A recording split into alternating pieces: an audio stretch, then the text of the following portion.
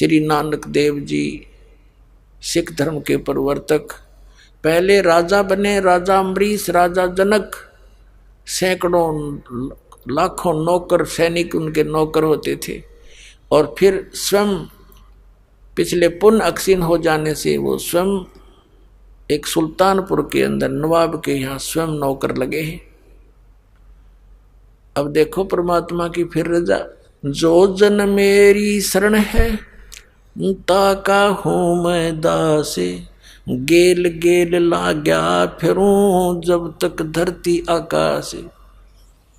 अब जैसे सतयुग त्रेता द्वापर में ये प्राणी तकरीबन आस्था मालिक में रखते हैं, गणे से दुखी ना होते हैं, और कलयुग में पाछे फिर इनकी सारी पुण्य पिछले तकरीबन समाप्त हो लेते हैं, और जो साधना ये करेंगे उनसे आगे बेनिफिट होना नहीं, क्योंकि वो शास्त्र विरुद्ध है।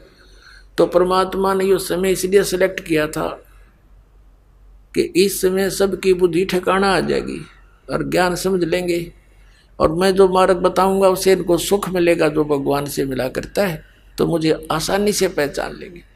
तो नानक साहब जी को परमात्मा के स्वयं मिले बेई नदी पर, और सचखंड लेकर गए, वहाँ की सारी व्यवस्था दिखाई, तो वापस छोड़ा। उसी दिन से नौकरी भी त्याग दी। ऐसी लगन लगी उस मालिक की। और फिर ये बताया कि मैं काशी में आया हुआ, धानक रूप में, जुलाहे रूप में वहाँ रहता हूँ, आ जाना। जब वहाँ जाकर दे काशी में जुलाहे धानक के रूप में क्रिया करते उसी परमात्मा को जिसको सतलोक में देखा था, तब कहा था फाई सूरत मलुकी वेश ए ठगवाड़ा ठगी देश खरा सियाना बोता भारी, लोगों धानक रूप रहा करता। ये बैठा भगवान, ये बैठा परमात्मा। हाँ, फिर उसकी कोई नहीं माने, क्योंकि वहाँ जुलाहों की कॉलोनी में सब इकट्ठे हो गए और कहें देख पंजाब का व्यक्ति पागल हो गया नीरू के बेटे को भगवान बतावे। फिर परमेश्वर ने कहा कि भक्त अब कोई फायदा नहीं इनको कुछ कहने सुनने का, आप अपनी भक्ति करो। 12 वर्ष तक नानक साहब जी डंडोरा पीटते रहे, देश प्रदेश में जा जाकर ऋषि महर्षियों के साथ उन्होंने उनके छक्के छुड़ा दिए ज्ञान के आधार थे, लेकिन वो ढीठ माने नहीं, अन्ना जनता को मानने दिया।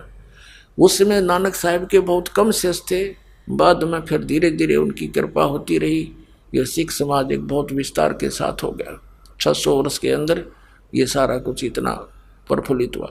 तो परमात्मा अब इसी प्रकार हमें याद दिलाते हैं, कोट जन्म तन भरमत हो गए कुछ नहीं हाथ लगा रे, अब कुकर सुकर खरबा बोरे कौआ हंस बगारे।